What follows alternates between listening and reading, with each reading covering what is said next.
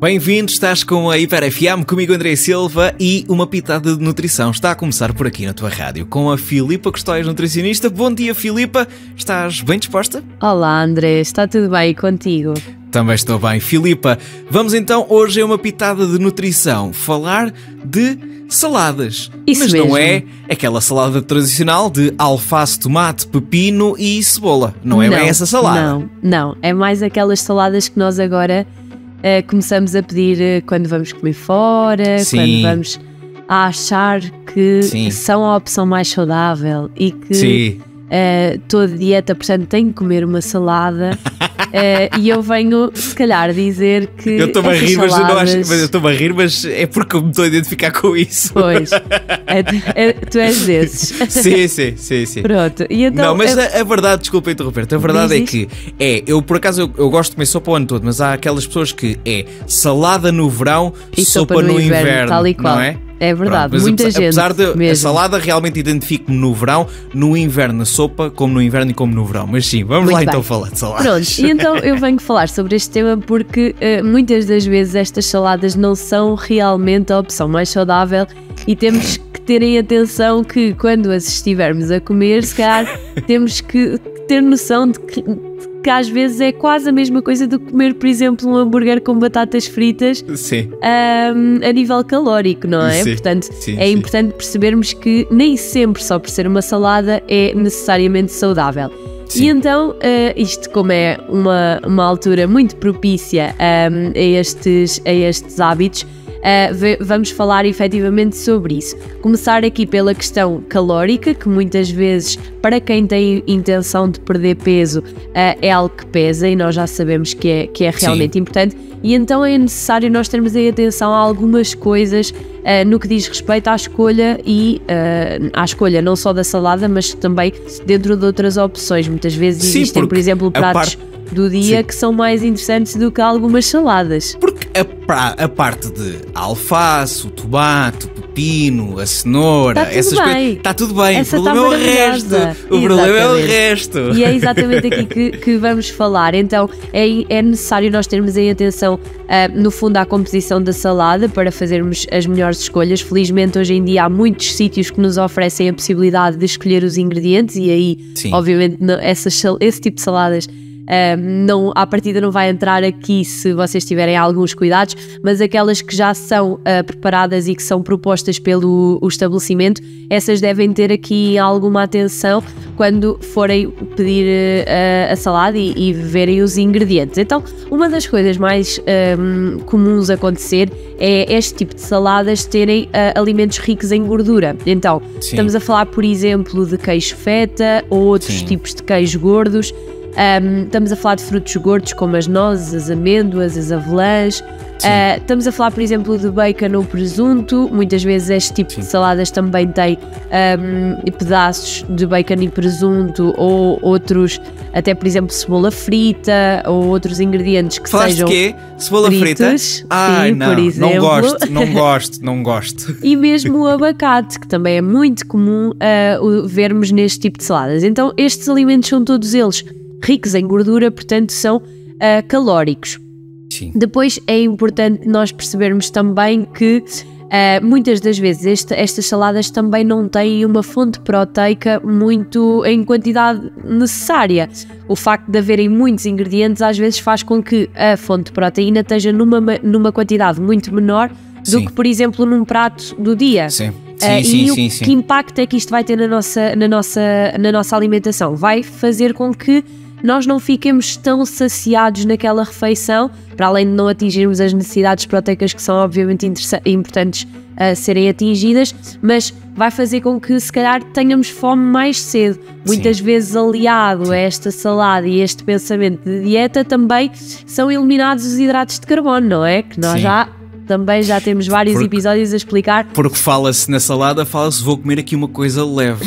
Exatamente. E essa coisa leve, no entanto, pegando aí nessa questão dos queijos, dos bacons, dos frutos gordos, que, como tu dizes, são muito ricos em termos de gordura e calorias, essas coisas todas. No entanto, aquilo entra no estômago e passado uma horita estamos todos cheinhos de fome. Pois, porque a quantidade que também põe também não é suficiente para nos saciar. Então, sim, é normal que este tipo de saladas muitas vezes que realmente não nos sacie. Então, o facto de não ter hidratos de carbono, não ter um cereal, faz com que também tenha menos teor de fibra e à partida também vai contribuir para isto. E outra questão que eu também chamo a atenção é a presença de legumes.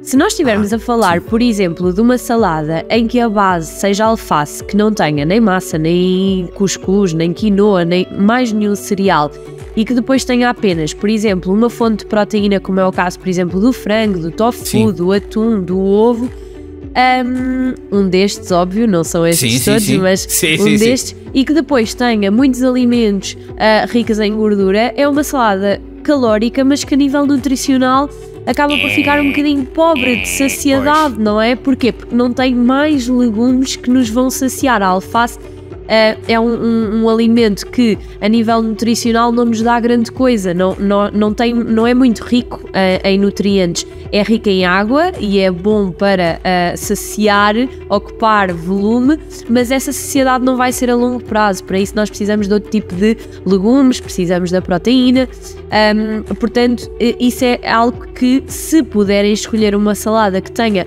uma quantidade, não precisa de ser grande, uma quantidade pequenina de um cereal, vai obviamente enriquecer a refeição, vai torná-la também ela completa e vai fazer com que vocês fiquem mais saciados.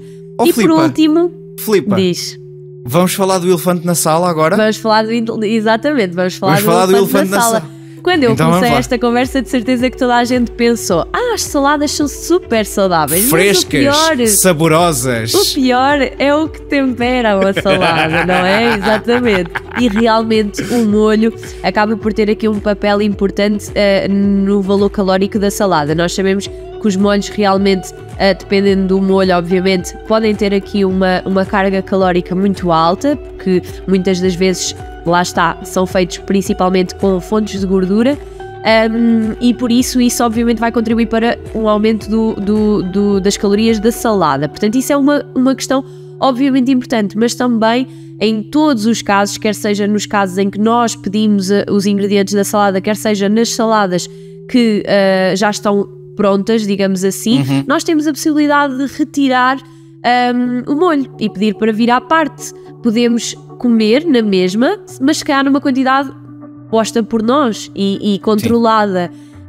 Então, não precisam de comer estas saladas, obviamente, sem qualquer tipo de molho, não é? Uma salada destas também convém que seja temperada. No entanto, podem ser vocês a temperar com a quantidade que acham que é necessária e controlar aqui um bocadinho. Uma das sugestões que eu também dou para tentar minimizar um bocadinho aqui o valor calórico das saladas, que à partida já tenham um valor um bocadinho mais alto. Por exemplo, se vocês já tiverem uma fonte de gordura, como é o caso, por exemplo, do queijo, do abacate, dos frutos secos, uma das formas que nós podemos ter para não acrescentar mais gordura é pedir para a salada não vir temperada e temperar, por exemplo, apenas com limão, com vinagre balsâmico, que muitas das vezes até é o suficiente e já fica uma salada bastante saborosa. Portanto, esta é a minha sugestão.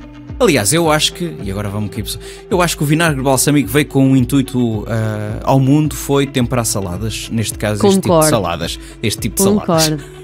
Realmente, para quem ainda nunca experimentou o vinagre balsâmico, aconselhamos bastante, porque é delicioso, não é, André? Sim, dá ali um sabor diferente à coisa.